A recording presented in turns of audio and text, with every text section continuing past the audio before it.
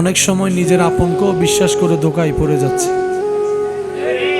টাকা ধার দিয়ে অনেক সময় 10 বছরও টাকা পাচ্ছি না। যার কাছে টাকা ধার দেওয়া হয় তার কাছে টাকা চাইলে নিজের ভিক্ষুক মনে হয়, সে এমনভাবে পাট নিয়ে কথা বলে। আল্লাহ অনেক সময় বিদেশ থেকে আমরা টাকাটা পাঠিয়ে বিশ্বস্ত মানুষের কাছে দিয়ে বললাম জায়গাটা তুই কিনে নে।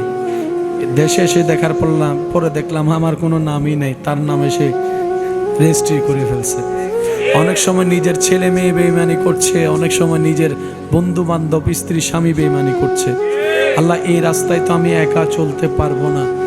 আল্লাহ তোমার সাপোর্ট দরকার, তোমার সাপোর্ট দরকার।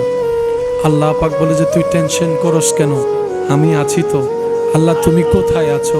রব বলে যে নাহনু আকরব, আমি আল্লাহ তোর অনেক কাছে আছি।